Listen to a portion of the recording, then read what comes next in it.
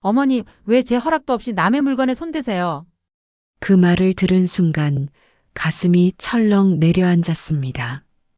이름은 김영숙. 74살 서울 은평구 작은 아파트에서 혼자 살고 있었어요. 아니, 혼자가 아니었습니다. 석 달 전부터 아들 가족이 함께 살고 있었거든요. 그날 오후였어요. 현관 앞에 택배 상자들이 쌓여 있었습니다. 일주일째 그대로였어요. 며느리가 온라인 쇼핑을 자주 하는데 상자는 치우지 않았습니다. 이거 좀 정리해야겠네. 저는 빈 상자들을 모아 분리수거장에 내다 놨어요. 당연한 일이라고 생각했습니다. 하지만 저녁에 며느리가 퇴근하고 나서 어머니, 혹시 여기 있던 박스 치우셨어요? 수진이가 현관을 살피며 물었어요. 응, 현관에 잔뜩 쌓여 있길래 분리수거해 놨는데. 아니, 왜 제 허락도 없이 남의 물건에 손대세요? 그 말투가 차갑게 느껴졌습니다. 빈 박스 같아서 그랬지. 현관 앞에 길 막고 있었잖아. 그래도요. 버리기 전에 물어보셨어야죠. 수진이의 목소리에는 짜증이 묻어 있었어요. 앞으로는 뭐 버리실 때 저한테 허락받고 버리세요. 허락을 받으라고요? 제 집인데요? 40년 넘게 살아온 이 집에서 빈 상자 하나 버리는 것도 허락을 받아야 한다니 말문이 막혔습니다. 알았어. 다음부턴 조심할게. 겨우 그렇게 대답했어요. 하지만 가슴 한편이 답답했습니다. 내가 뭘 잘못한 거지? 남편 종철이가 세상을 떠난 건 6개월 전이었습니다. 47년을 함께 살았어요. 그날도 평범한 아침이었습니다. 여보, 벌써 8시야. 얼른 일어나요. 아이고, 벌써 그렇게 됐어? 잠깐만 더. 맨날 그 잠깐이 1시간이지. 어서 일어나요. 아침을 먹고 공원을 산책하며 우리는 앞으로의 계획을 이야기했어요. 여보, 우리 3년 후에 제주도 가자. 그동안 모아온 돈으로 작은 집 마련해서요. 좋지. 매일 아침 바다 보면서 커피 마시고 텃밭도 가꾸고 당신 하고 싶은 거 다 해. 우리는 그렇게 제주도에서의 삶을 꿈꿨습니다. 하지만 그 꿈은 이루어지지 못했어요. 어느 날 아침 남편이 일어나지 않았습니다. 여보, 여보, 흔들어도 대답이 없었어요. 119를 불렀지만 병원에 도착하기 전에 이미 심근경색이었습니다. 미리 알 수 없었을 거예요. 의사의 말이 들리지 않았습니다. 그저 하얗게 덮인 남편을 바라볼 뿐이었어요. 여보, 우리 제주도 가기로 했잖아. 장례를 치르고 빈집으로 돌아왔습니다. 남편의 커피잔이 식탁에 그대로 있었어요. 옷장을 열자 남편의 옷들이 걸려 있었습니다. 이제 혼자구나. 밤마다 울었어요. 잠도 제대로 못 자고 밥도 제대로 먹지 못했습니다. 한 달이 지났을 때 아들 준호에게서 전화가 왔어요. 엄마 괜찮아요? 그냥 그렇지 뭐. 엄마 혼자 계시는 게 좀 걱정돼서요. 집사람이랑 얘기해 봤는데 저희가 들어와 살면 어떨까 해서요. 제 마음이 복잡해졌습니다. 물론 외로웠어요. 하지만 이 집은 남편과의 추억이 가득한 곳이었어요. 집이 좁을 텐데 애들은 어쩌고? 괜찮아요, 어머니. 애들은 방 하나면 돼요. 며느리 수진이의 목소리도 들렸습니다. 어머니 혼자 계시면 위험하잖아요. 저희가 옆에서 모실게요. 결국 저는 동의했습니다. 일주일 후 아들 가족이 이사 왔어요. 준호, 수진이, 그리고 손주 민우와 서우. 처음엔 정말 좋았습니다. 집안에 웃음소리가 가득했어요. 할머니, 나랑 놀자. 할머니, 이거 봐. 손주들 덕분에 웃을 수 있었습니다. 하지만 보름쯤 지나자 조금씩 달라지기 시작했어요. 아침마다 아이들이 뛰어다녔습니다. 쿵쾅쿵쾅. 애들아, 조금만 조용히 해줄래? 할머니가 좀 쉬려고 하는데. 하지만 아이들은 듣지 않았어요. 며느리는 제 말에 대꾸했습니다. 어머니, 애들 아직 어린데 좀 뛸 수도 있죠. 자꾸 뭐라 하시면 애들 기죽어요.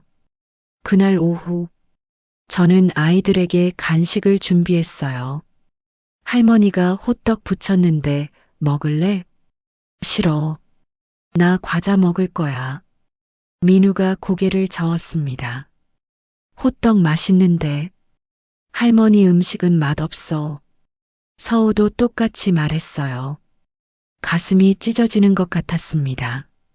며느리가 부엌으로 들어왔어요. 어머니, 애들 억지로 먹이지 마세요. 요즘 애들은 입맛이 달라요. 저는 아무 말도 할 수 없었습니다. 그날 저녁, 제가 정성껏 차린 집밥이 식탁에 놓여 있었어요.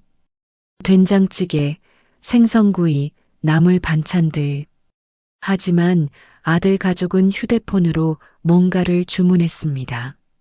엄마, 우리 오늘 치킨 시켰어. 같이 먹어요? 아니, 내가 밥했는데 왜 또 시켜? 어머니, 애들이 치킨 먹고 싶대요. 가끔은 배달 음식도 먹어야죠. 결국 제가 차린 밥은 식탁 한쪽에 놓인 채 아무도 손대지 않았습니다. 저는 혼자 밥을 먹었어요. 그날 밤, 손주들이 거실에서 뛰어놀고 있었어요. 아들과 며느리는 외출했고, 저 혼자 아이들을 봐주고 있었습니다. 애들아, 조금만 조용히. 그때였어요. 민우가 탁자를 스치며 지나가다 남편 사진이 바닥에 떨어졌습니다. 액자가 깨지고 유리 조각이 흩어졌어요. 아이고, 조심 좀 하라고 했잖아. 저도 모르게 목소리가 커졌습니다. 아이들이 울기 시작했어요. 마침 그때 아들 부부가 돌아왔습니다. 무슨 일이에요? 왜 애들이 울어? 수진이가 급하게 아이들을 안아줬어요. 어머니, 무슨 일이에요? 애들이 뛰어다니다가 아빠 사진을. 말을 끝내기도 전에 아들이 말했습니다. 엄마, 그게 뭐예요? 애들인데 놀다가 그럴 수도 있지. 그래도 그건 아빠 사진인데. 액자 새로 사면 되지. 왜 애들한테 소리를 질러요? 저는 더 이상 말할 수 없었습니다. 방으로 들어가 문을 닫았어요. 구겨진 남편 사진을 조심스럽게 펴며 눈물이 흘러내렸습니다. 여보, 보고 있어요? 내가 이렇게 살고 있어요. 그날 밤, 저는 잠들 수 없었습니다. 이게 맞는 걸까? 함께 사는 게 정말 나를 위한 일일까? 창밖으로는 달이 떠 있었어요. 남편과 함께 보던 그 달이었습니다. 하지만 이제 혼자 보고 있었어요. 아니, 혼자보다 더 외로웠습니다. 가족과 함께 있는데도 더 외로웠습니다. 어머니, 생활비 좀 보태주실 수 있으세요? 한 달이 지났습니다. 상황은 점점 더 나빠지고 있었어요. 어느 날 아침, 저는 일찍 일어나 청소를 했습니다. 거실 곳곳에 아이들 장난감이 널브러져 있었고, 배달 음식 포장지와 상자들이 쌓여 있었어요. 이거 좀 치워야겠네. 조심스럽게 정리하기 시작했습니다. 혹시 며느리가 필요한 건 아닐까 싶어서 하나하나 확인하며 치웠어요. 어머니, 뭐 하세요? 수진이가 방에서 나왔습니다. 아, 청소 좀 하려고. 어머니, 그냥 놔두세요. 제가 할게요. 아니야, 내가 할 수 있어. 됐다니까요.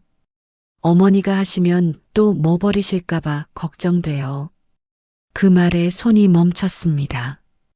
또 뭐 버릴까봐? 빈 상자 하나 버린 게 그렇게 큰 잘못이었나요? 알았어. 그럼 내가 해. 저는 부엌으로 들어갔어요. 아침이라도 정성껏 차려야겠다고 생각했습니다. 된장국을 끓이고 계란말이를 부치고 나물을 무쳤어요. 준호야, 수진아, 아침 먹어. 하지만 아들 부부는 거실에서 커피만 마셨습니다. 엄마, 저희는 괜찮아요. 아침은 먹어야지. 몸에 안 좋아. 요즘은 다들 이렇게 먹어요. 며느리가 시리얼 상자를 꺼냈어요. 아이들에게 우유를 부어주며 말했습니다. 애들이나 먹여야죠. 제가 차린 밥상은 그대로 식탁에 놓여 있었어요. 아무도 손대지 않았습니다. 점심때였어요. 저는 손주들에게 밥을 먹이려고 했습니다. 민우야, 할머니가 김치볶음밥 해줄까? 싫어요. 배달시켜주세요. 배달은 무슨, 집에서 해 먹어야지. 엄마가 배달시켜준대요. 서우가 휴대폰을 들고 있었어요. 며느리가 이미 주문한 모양이었습니다. 수진아, 내가 해줄 수 있는데. 어머니, 괜찮아요. 애들이 좋아하는 거 시켰어요. 맨날 배달 음식만 먹으면 어떡해. 요즘 애들은 다 그래요. 너무 신경 쓰지 마세요. 신경 쓰지 말라고요? 손주들 건강이 걱정되는데. 하지만 더 이상 말할 수 없었습니다. 며느리의 눈빛이 차갑게 느껴졌거든요. 저녁 무렵, 저는 욕실 청소를 하고 있었어요. 바닥이 미끄러워서 조심스럽게 닦았습니다. 그런데 일어서려는 순간, 미끄러졌어요. 아이고, 허리를 삐끗했습니다. 꼼짝할 수 없을 정도로 아팠어요. 수진아, 좀 도와줘. 하지만 며느리는 헤드폰을 끼고 휴대폰을 보고 있었습니다. 들리지 않는 모양이었어요. 한참을 그렇게 있다가 겨우 일어났습니다. 방으로 들어가 누웠어요. 허리가 너무 아팠습니다. 엄마, 괜찮아요? 아들이 퇴근하고 들어왔어요. 허리를 좀 다쳤어. 병원 안 가봐도 돼요? 괜찮아. 좀 쉬면 나을 거야. 그래요? 그럼 푹 쉬세요. 아들은 그렇게 말하고 나갔습니다. 그게 다였어요. 병원에 데려가 주겠다거나 무슨 일인지 자세히 물어보지도 않았습니다.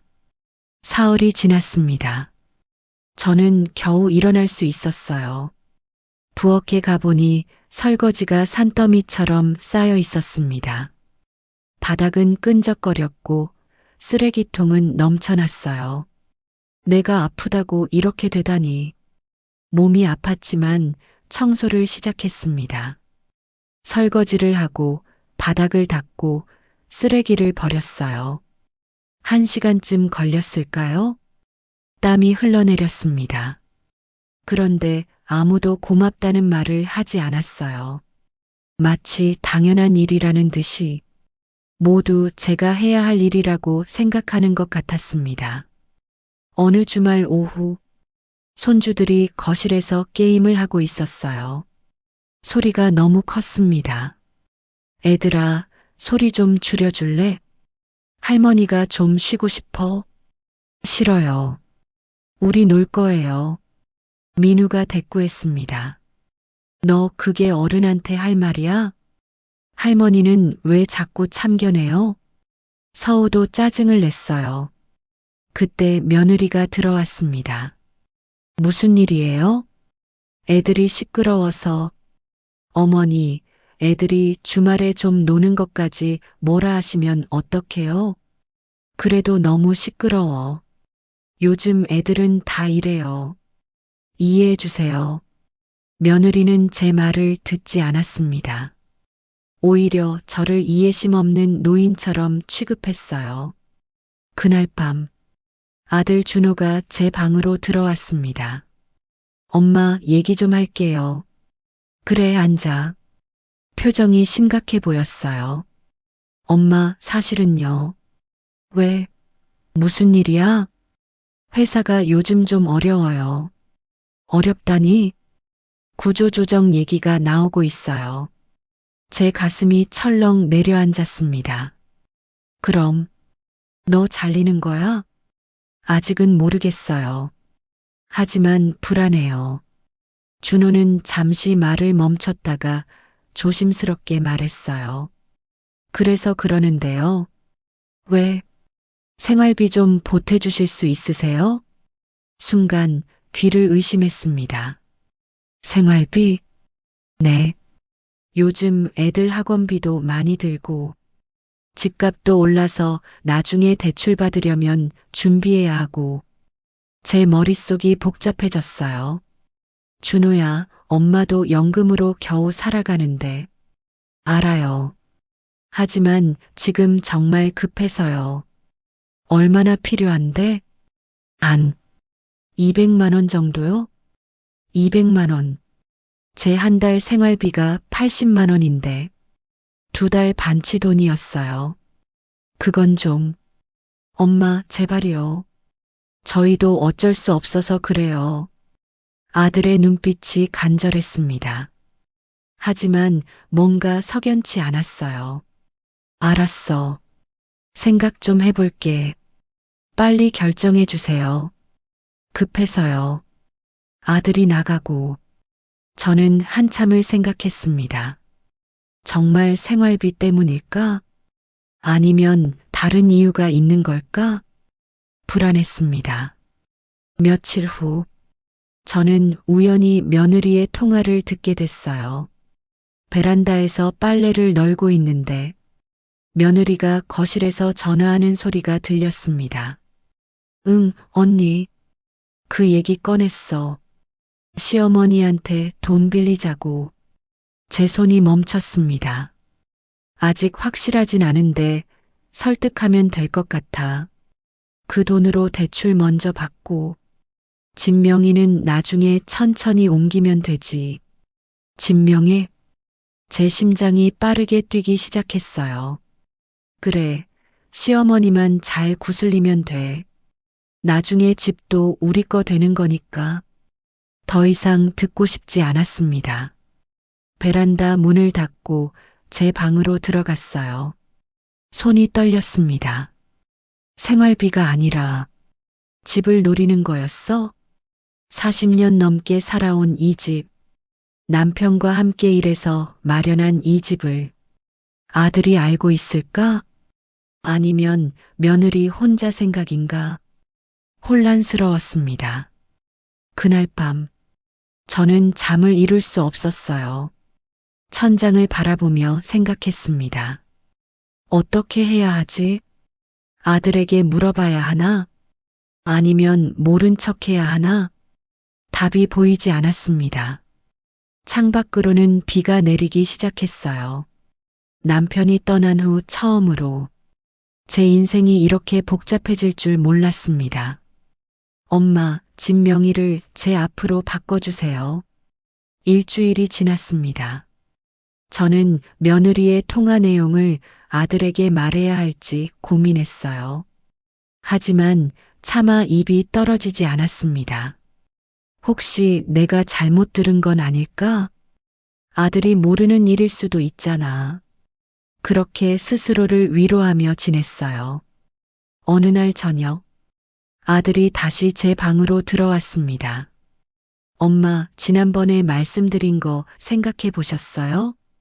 생활비 말이야? 네. 정말 급해서요. 저는 잠시 망설이다가 물었어요. 준호야, 솔직히 말해봐. 네. 정말 생활비 때문에 필요한 거야? 그럼요. 당연하죠. 하지만 아들의 눈빛이 흔들렸습니다. 다른 이유는 없고, 무슨 말씀이세요? 이 집 말이야. 그 순간 아들의 표정이 굳어졌어요. 혹시 엄마가 뭘 들으신 건가요? 역시 알고 있었습니다. 제 가슴이 무너져 내렸어요. 준호야, 엄마 사실은요. 아들이 한숨을 쉬며 말했습니다. 집 명의를 제 앞으로 바꿔주셨으면 해서요. 뭐라고? 나중에 상속세도 많이 나오고, 지금 명의 이전하면 세금도 아낄 수 있어요. 제가 듣고 싶지 않았던 말이었습니다. 그리고 제가 대출도 받아야 해서요. 대출? 사업 자금이 필요해요. 무슨 사업? 아직 구체적으로는 안 정했는데 친구랑 같이 뭔가 해보려고요. 구체적인 계획도 없이 제 집을 담보로. 준호야, 이 집은 알아요, 엄마. 아빠랑 평생 일해서 마련한 집이죠. 그런데 왜? 어차피 나중엔 제가 물려받을 거잖아요. 미리 정리해 두는 게 서로 좋을 것 같아서요. 나중에 아들은 제가 죽은 후를 이야기하고 있었어요. 아직 살아있는 사람 앞에서 준호야, 엄마 아직 살아있어. 아, 그게 아니라. 그럼 뭐야? 아들은 대답하지 못했습니다. 그때 문이 열리며 며느리가 들어왔어요. 어머니, 저희 말씀 좀 들어주세요. 지금 경제적으로 정말 어려워요. 집을 담보로 대출받으면 숨통이 트일 것 같아요.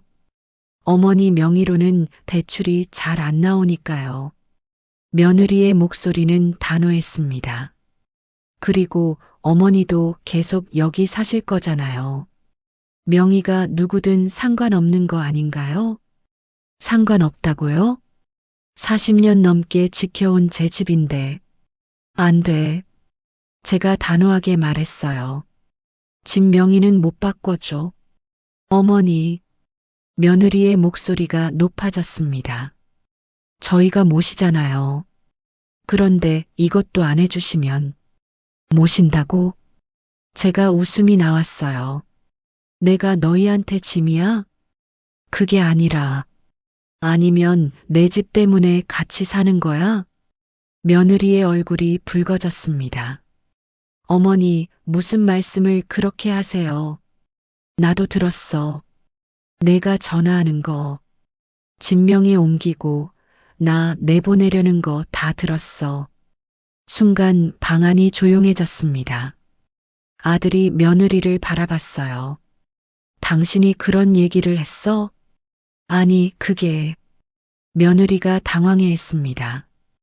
오빠한테 얘기한 거지. 그냥 계획일 뿐이었어. 계획?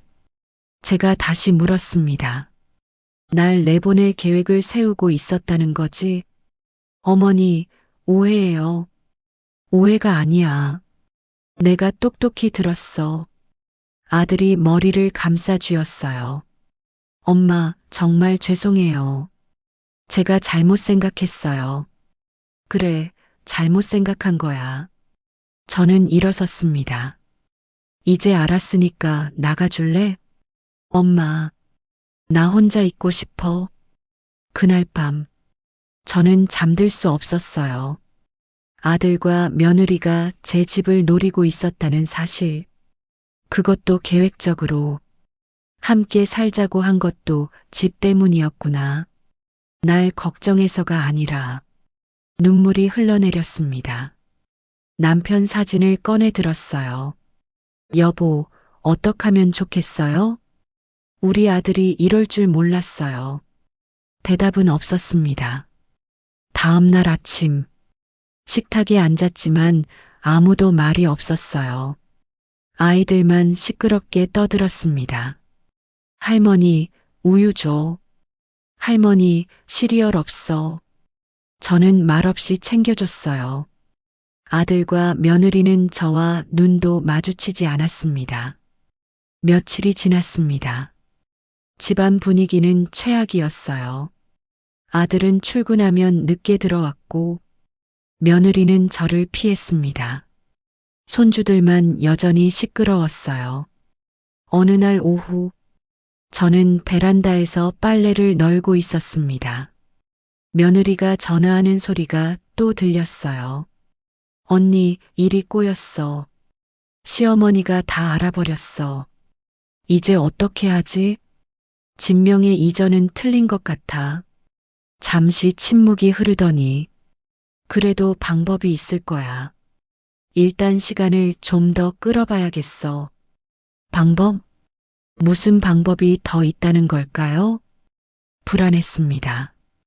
그날 저녁 아들이 다시 제 방에 왔어요. 엄마, 죄송해요. 제가 생각이 짧았어요. 진명의 이야기는 없던 걸로 해요. 정말 포기한 걸까요? 아니면 다른 방법을 찾은 걸까요? 그래. 알았어. 그리고 엄마. 왜? 저희 조금만 더 여기 있어도 될까요? 당장 나갈 곳이 없어서요. 제 마음이 복잡했습니다.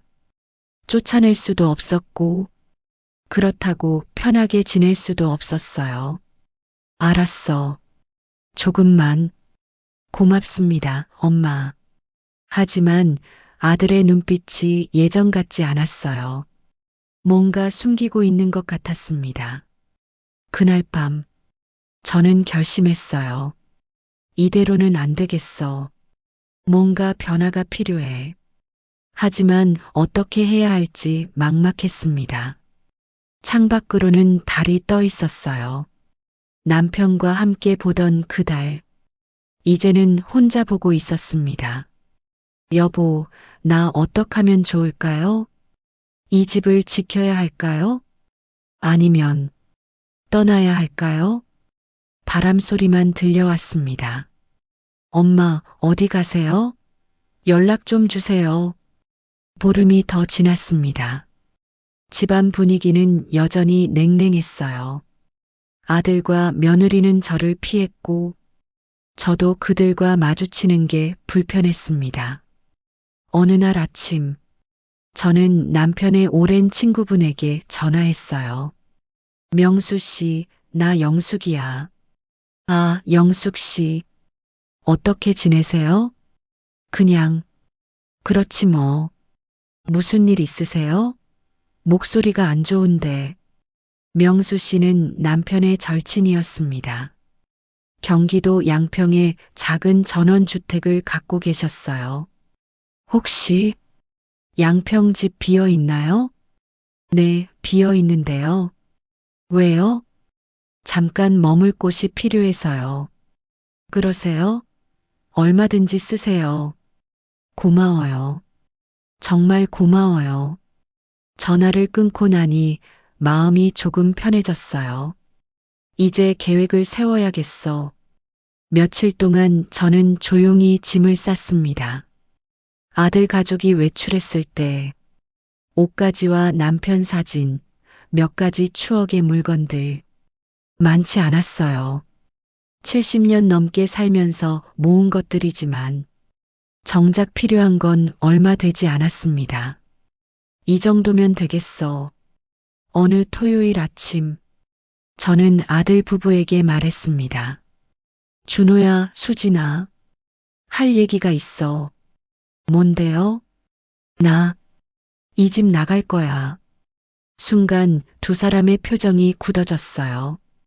엄마, 무슨 말씀이세요? 혼자 살기로 했어. 어디서요? 그건 너희가 알 필요 없어.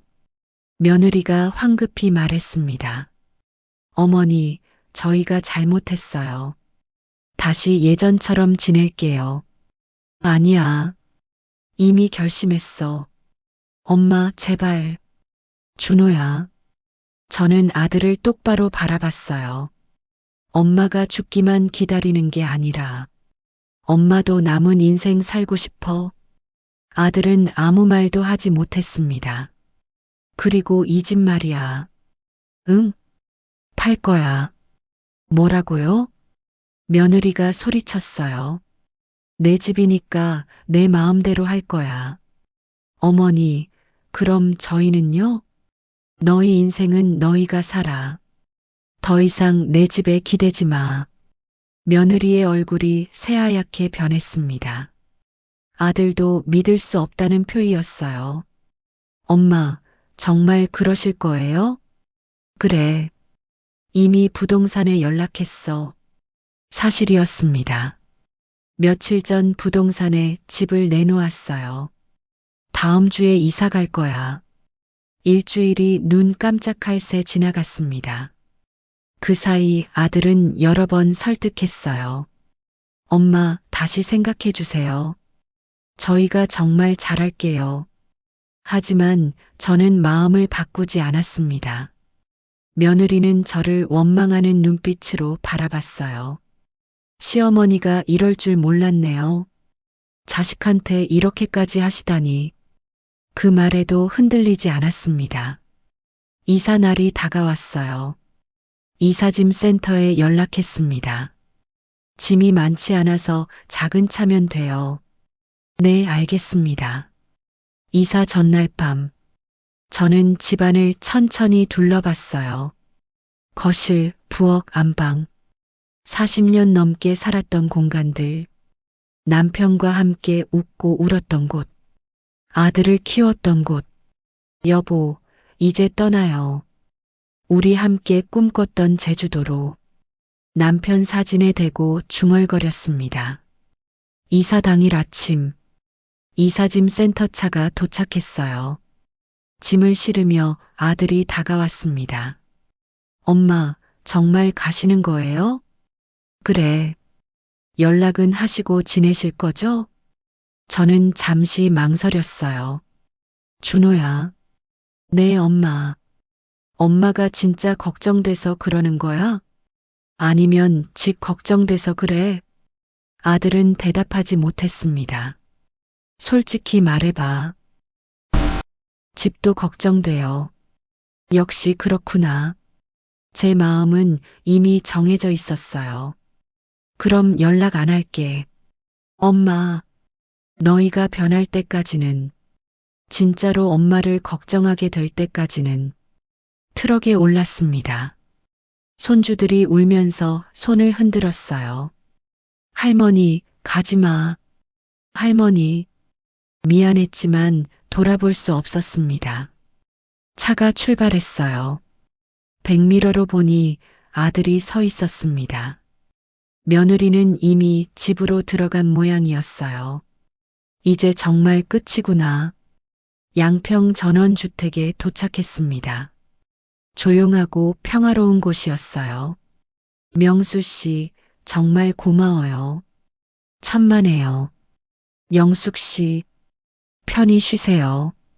집은 작았지만 아늑했습니다. 짐을 풀고 남편 사진을 거실에 놓았어요. 여보, 도착했어요. 조금만 기다려요. 곧 제주도 갈게요. 창밖으로는 산이 보였습니다. 공기가 맑았어요. 서울과는 완전히 달랐습니다. 첫날 밤, 저는 편안하게 잠들었어요.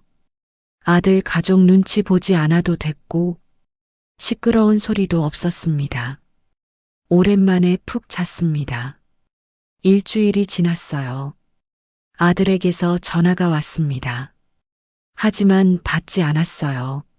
문자도 왔습니다. 엄마, 어디 계세요?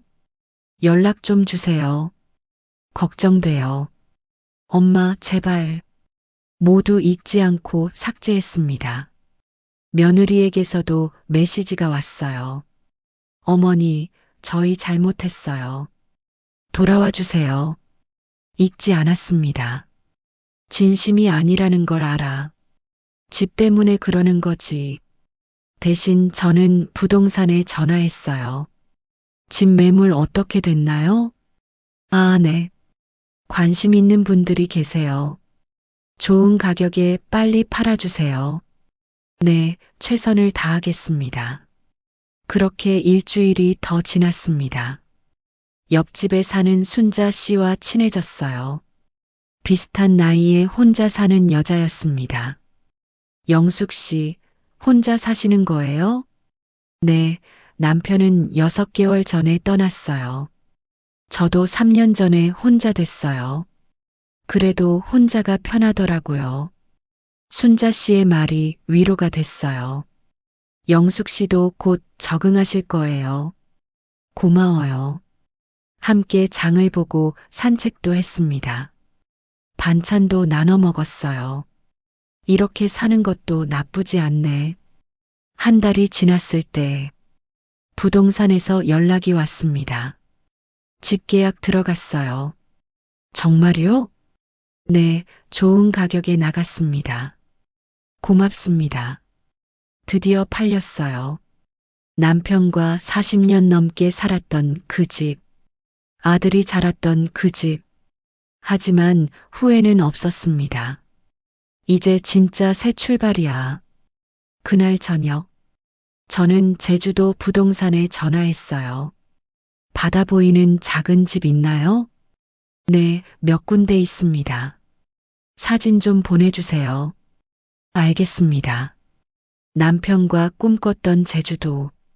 이제 혼자지만 가려고 했습니다. 핸드폰을 보니 아들에게서 또 전화가 왔었어요. 부재중 전화 37통, 문자 52개. 아마 집 팔린 걸 알았나 보네. 저는 연락처를 길게 눌렀습니다. 차단 버튼이 나타났어요. 손가락이 떨렸지만 눌렀습니다. 며느리 번호도 차단했어요. 미안해, 준호야. 하지만 이게 엄마한테도 너한테도 좋을 거야. 창밖으로 별이 빛나고 있었습니다. 여보, 이제 우리 제주도 가요. 당신 없지만 그래도 갈게요. 새로운 시작. 74살의 새로운 인생. 늦었지만 괜찮았습니다. 이제는 저를 위해 살 거예요. 여보, 우리 약속한 제주도에 왔어요. 석 달이 지났습니다.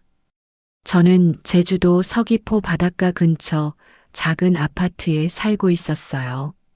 창문을 열면 푸른 바다가 한눈에 들어오는 곳. 남편과 함께 꿈꿨던 그곳이었습니다. 여보, 보여요? 바다예요. 남편 사진을 창가에 놓으며 말했어요. 우리 함께 오기로 했는데 혼자 와서 미안해요.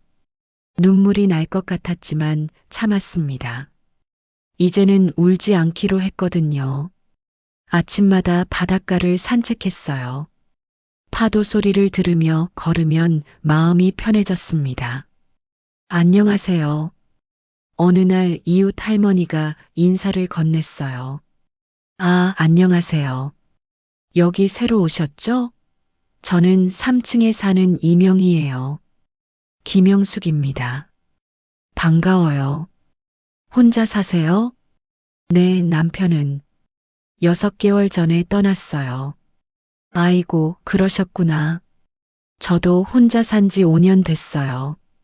명희 씨는 따뜻한 분이었습니다. 그날 이후로 자주 만났어요. 함께 장을 보고 차를 마시고 이야기를 나눴습니다.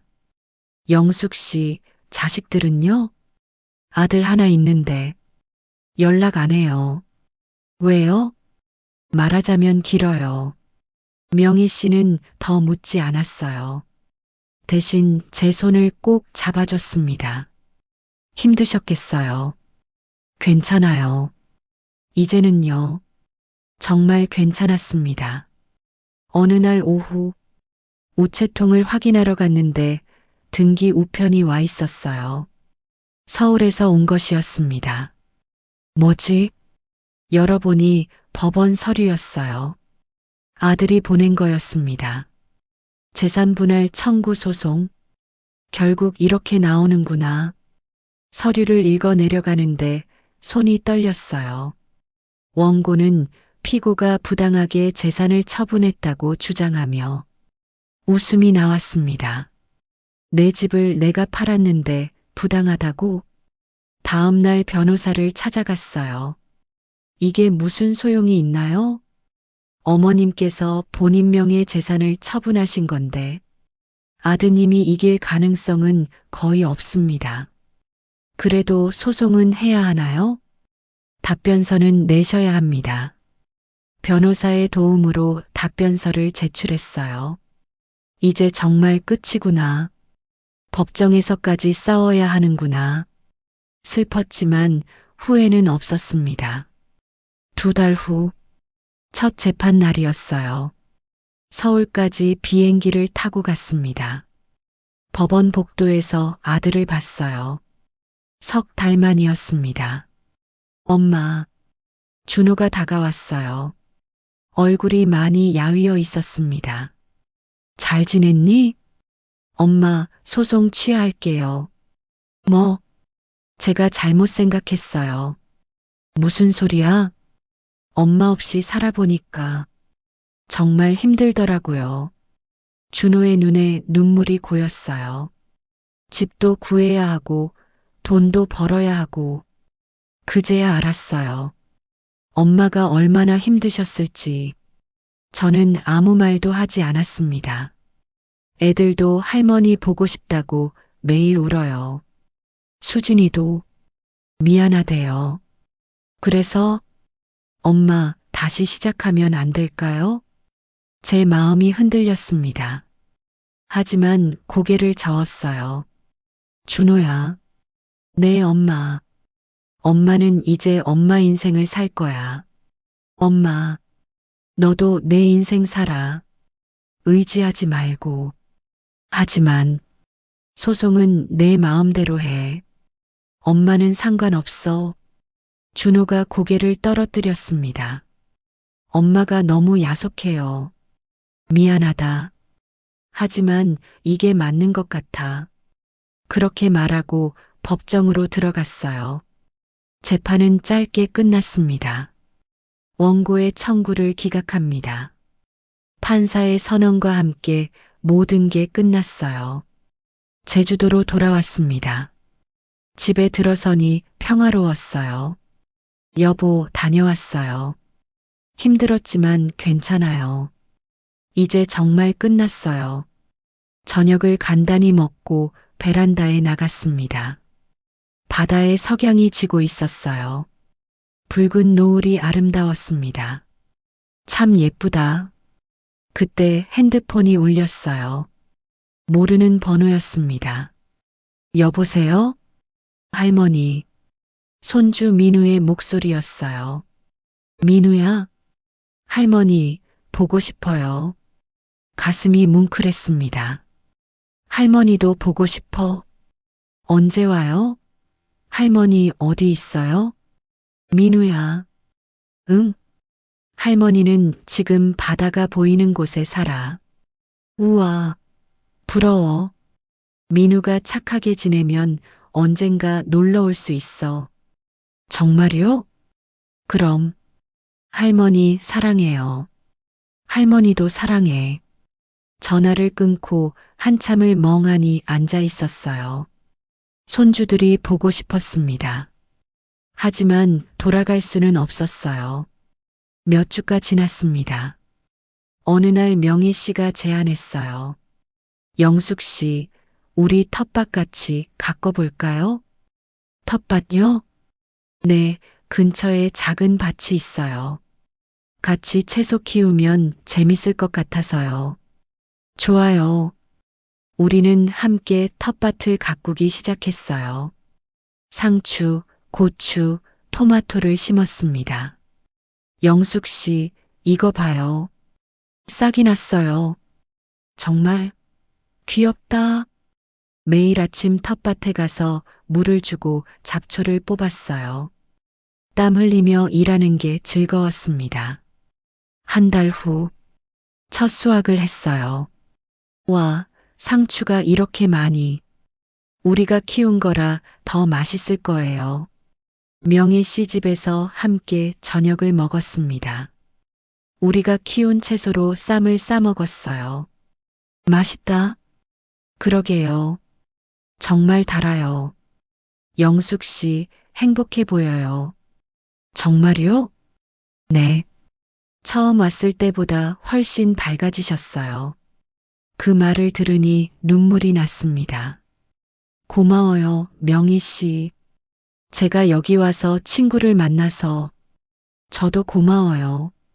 우리는 서로의 손을 잡았어요. 어느 가을날, 저는 바닷가 벤치에 앉아 있었습니다. 파도가 밀려왔다 물러가기를 반복했어요. 1년 전만 해도 상상도 못했어. 혼자 제주도에서 살게 될 줄. 핸드폰을 꺼내 사진첩을 열었어요. 남편과 함께 찍은 사진들.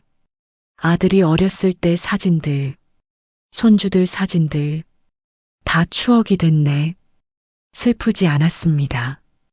그저 그리울 뿐이었어요. 여보, 우리 잘 살고 있죠? 혼자지만 괜찮아요. 외롭지 않아요. 바람이 불어왔습니다. 마치 남편이 대답하는 것 같았어요. 잘하고 있어. 수고했어. 그렇게 들리는 것 같았습니다. 겨울이 왔습니다. 제주도에도 눈이 내렸어요. 드문 일이라고 했습니다. 영숙 씨, 눈이에요. 명희 씨가 전화했어요. 어서 나와봐요. 밖으로 나가니 온 세상이 하얗게 변해 있었습니다. 와. 손을 내밀어 눈송이를 받았어요. 차가웠지만 아름다웠습니다. 영숙 씨 사진 찍어요. 명희 씨와 함께 사진을 찍었어요. 둘 다 하얗게 센 머리의 할머니들. 하지만 환하게 웃고 있었습니다. 영숙 씨, 올해 정말 많은 일이 있었죠? 그러게요. 후회 안 해요? 서울로 돌아가고 싶지 않아요? 저는 고개를 저었어요. 아니요. 전혀요. 이게 제 인생이에요. 늦게 시작했지만요. 명희 씨가 제 손을 꼭 잡았습니다. 멋져요, 영숙 씨. 고마워요. 그날 밤, 저는 남편 사진 앞에 앉았어요. 여보, 1년이 지났어요.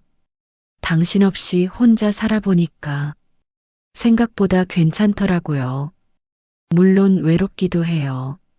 하지만 자유로워요.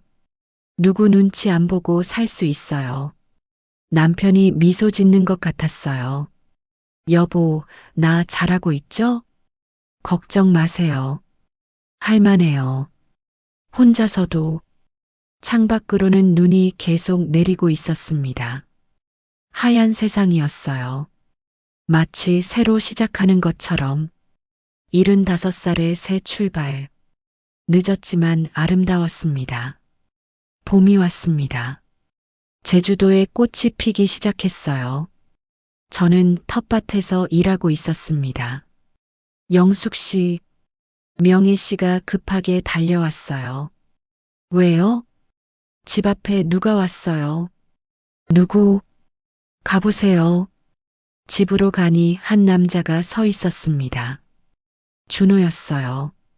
그리고 옆에 손주들이 있었습니다. 엄마, 준호야. 찾아왔어요.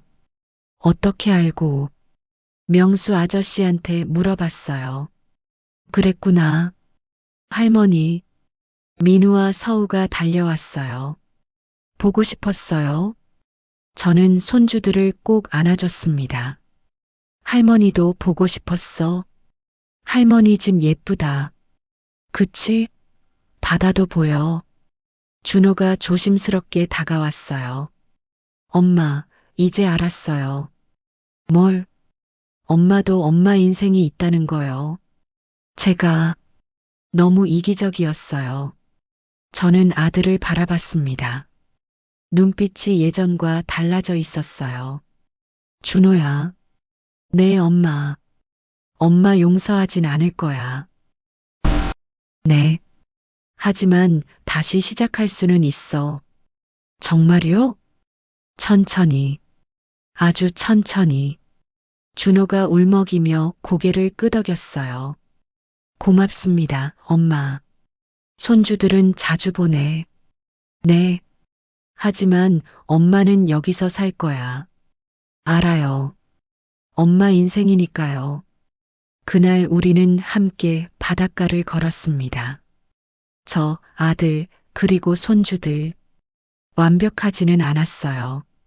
하지만 새로운 시작이었습니다. 여보, 보고 있어요? 우리 가족이 다시 만났어요. 다르게 새롭게. 바다에서 바람이 불어왔어요. 따뜻한 봄바람이었습니다. 늦게 시작된 봄. 하지만 아름다운 봄이었습니다.